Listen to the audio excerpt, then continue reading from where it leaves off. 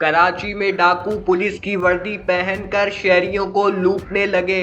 दो बंदे Swift car के अंदर आके रुके, कंप्लीट पुलिस एसएचओ की वर्दी में। चेकिंग के दौरान इन्होंने पर्स के अंदर से डॉलर स्नैच किए। अस्सलाम वालेकुम, आप देख रहे हैं उर्दू पॉइंट और मुझे कहते हैं मोहम्मद मोइस कुरैशी। कराची के इलाके गुलबर्ग थाने की हदूद में एक अनोखी वारदात पेश आई है, जिसके अंदर एक मिनी चेंजर्स इनके साथ डकैती की वारदात हुई, जिसमें बाकायदा तौर पर जो डकैत थे वो पुलिस की वर्दी में आए। बुनियादी तौर पर हुआ क्या, इस वक्त तजम्मुल हुसैन हमारे साथ मौजूद है। सिर्फ बताइएगा क्या वारदात हुई और किस तरीके से हुई, और उसमें बताया जा रहा है कि तरीका वारदात भी उनका मुनफरिद था। ये ऐसे हुआ है कि मैं जब वहाँ पहुंचा हूँ बिन हाशिम के बाहर, तो दो बंदे स्विफ्ट कार के अंदर आके रुके मुझे, और कंप्लीट पुलिस एसएचओ की वर्दी में थे।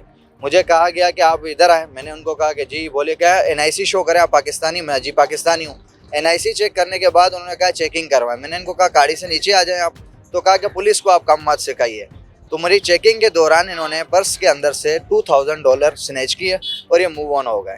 जब ये मूव ऑन है, मैं इनके पीछा करते हुए गया हूँ। मैंने इनको चेस किया टिल गुलशन चुरंगी तक, और पुलिस को मैंने वाटर पंप चुरंगी पे इन्फॉर्म किया, लेकिन पुलिस की कोई भी चौकी वहाँ मौजूद नहीं होने की वजह से वो वहाँ से भी फरार हो गए। लेकिन और उसके बाद एफआईआर कटवाई है। अभी तक कोई इसकी अपडेट नहीं है कि फर्दर क्या प्रोसेस होना है। अब ये कि उनकी कॉल्स आ रही हैं कि आप यहाँ पे आएँ, हमसे मिलें, लेकिन आपको पता है एक जॉब वाला बंदा अब अपनी जॉब को फेस करेगा या इन चीज़ों को फेस करेगा। पुलिस की वर्दी में आपके पास आए तो उन्होंने पहले आपको कुछ कहा कि तलाशी दो गाड़ी की, इस तरह की कुछ बातें की, या आते के साथ ही आप पर जो है वो कहा कि जो रकम है वो दे दो? नहीं, मुझे इन्होंने कहा कि आप एनआईसी दिखाएं। जब एनआईसी चेक करने के बाद इनके पास वायरलेस था, उस पर इन्होंने कहा है कि ये तो पाकिस्तानी है।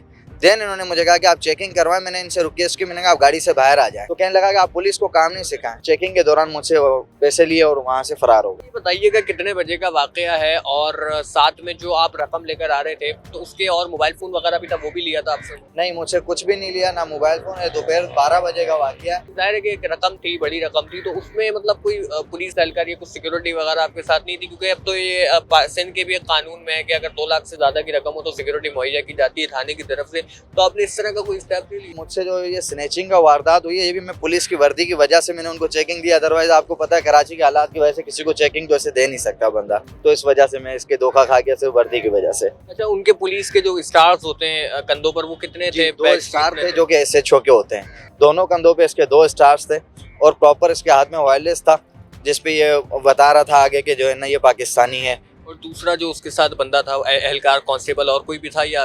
जी, एक ड्राइवर था, लेकिन उसकी वर्दी मुझे कंफर्म नहीं है वो वर्दी में था या नहीं था, लेकिन ये बंदा कंप्लीट एसएचओ की वर्दी में था प्रॉपर। अच्छा, जब आप पुलिस थाने गए, गुलबर्ग टाउन थाने गए, तो वहाँ पर क्या हुआ? उन्होंने जाहिर है उनसे भी आपने पूछा होगा कि कौन से पुलिस एहलकार, इस तरह की बातें हुई होंगी। जाहिर है आमतौर पर डकैत तो कराची में किसी को भी लूट लेते हैं, पुलिस की वर्दी का उन्होंने क्या कहा मुतालिका एसएचओ ने थाना गुलबर्ग के? मैंने जब इनको चेस किया, गुलशन चुरंगी के पास पहुंचा हूँ, तो मैंने 15 को तो वाटर पंप से ही कॉल्स कर दी थी।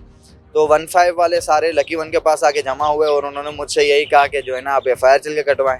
उसके सेकंड डे इन्होंने मुझसे जो स्केच बनवाया है। तो आपने स्केच आसानी से बनवा दिया? जो आपको शक्ल सूरत याद थी अच्छी तरीके से? कुछ याद थी तो वो बनवाया है, लेकिन प्रॉपर तो नहीं बन सकता। कुछ इन्होंने मुझे पिक्चर्स भी दिखाई जो कि मुलजिम थे, लेकिन वो मुझे नहीं समझ आया उनमें से कोई। जब वारदात हुई उसके बाद आप थाने गए, कहाँ गए? उसके बाद आपने क्या किया वारदात होने के बाद? वारदात होने के बाद मैं इनके पीछे लगा हूँ, और वाटर पंप के पास जब मुझे लगा कि वाटर पंप की तरफ मूव हो रहे हैं, तो मैंने 15 पे कॉल करके इन्फॉर्म किया फर्स्ट ऑफ ऑल। उसके बाद जब मैं वापस आया हूँ, ये लोग वहाँ से गुलशन चौरंगी के वहाँ से ये रिटर्न हुए, किसी गली में एंटर हो गए। उसके गाड़ी बाहर छोड़कर चले गए, गली में गाड़ी ले गए? नहीं, ये लोग गाड़ी से के साथ ही फरार हुए हैं। ये कि गुलशन चौरंगी के सिग्नल के ऊपर मैंने जब इनके गाड़ी का शीशा तोड़ा है, साइड गिलास, देन ये पीछे बैग गए, रिवर्स गए। उस सिग्नल से ये लोग बैग गए, फिर किसी गली में एंटर हुए। ट्रैफिक की वजह से मुझे वो नजर नहीं आया। कोई आपको कोई आहट है, कोई जुस्तजू है कि रकम मिल सकती है, कोई सिंध पुलिस से कोई इल्तिजा?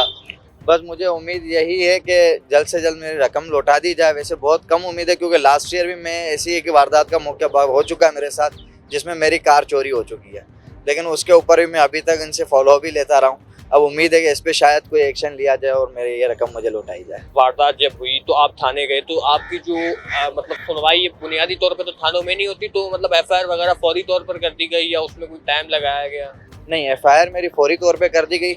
उसमें एसएचओ साहब जो थे उन्होंने बहुत कोऑपरेट किया, जिन्होंने फ़ौरन उसकी एफआईआर कटवाई, और तकरीबन 12 बजे 12:30 बजे वाक़या पेश आया, और इन्होंने मेरी तकरीबन 1 बजे तक एफआईआर भी काट दी थी।